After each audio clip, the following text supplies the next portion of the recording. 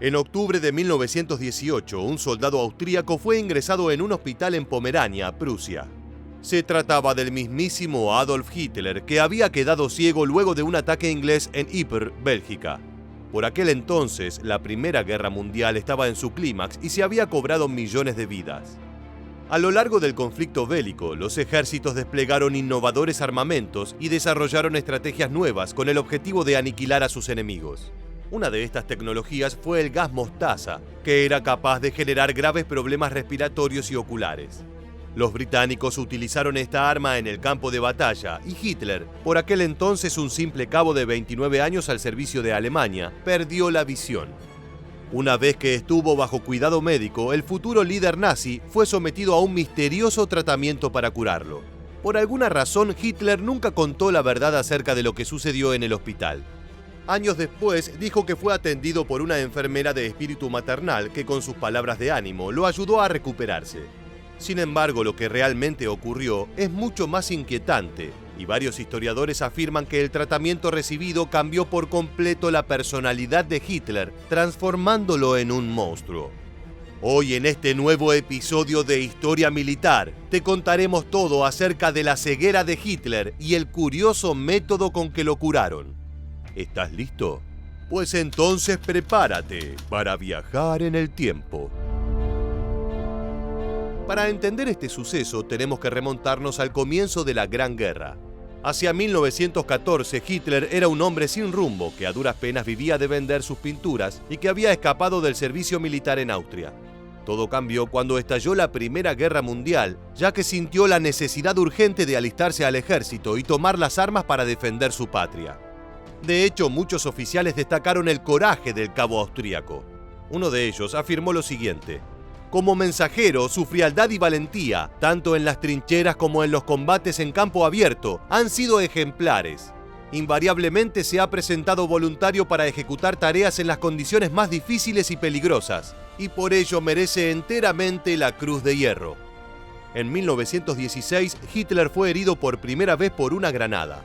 Los rumores decían que la explosión mutiló sus genitales, aunque esto nunca fue confirmado.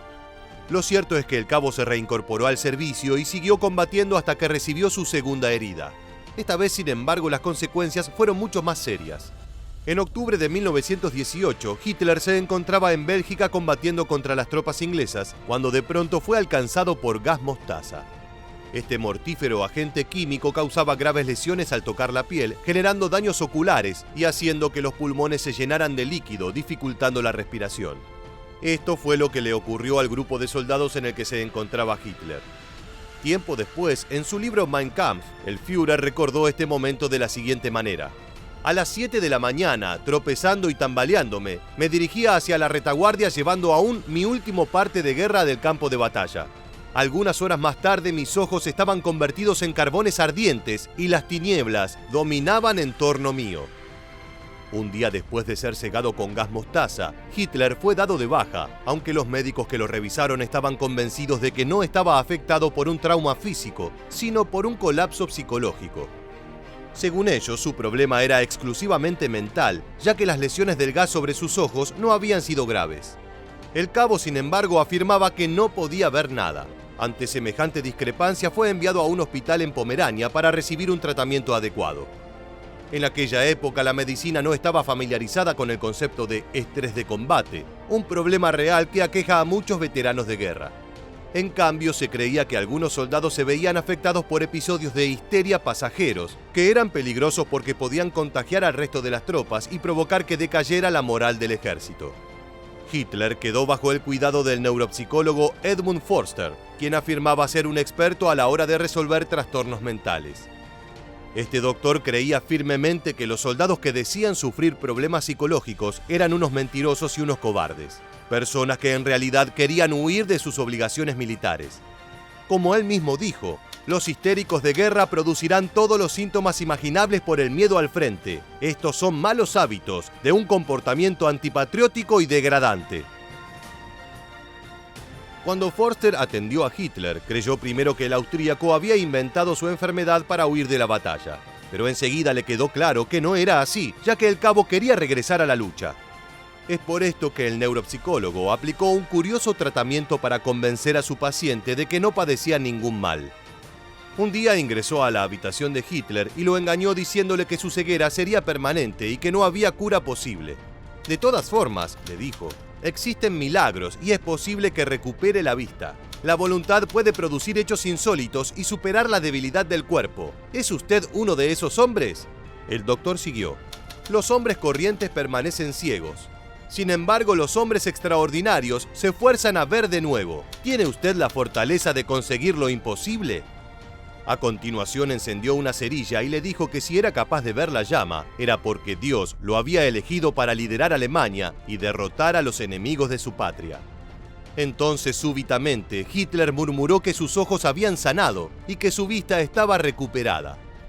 Forster quedó satisfecho con el resultado del tratamiento, pues una vez más había demostrado que tenía razón. Según el doctor, el problema de Hitler era que había sufrido un enorme disgusto por la rendición de Alemania que se produjo poco después de que fuera ingresado al hospital.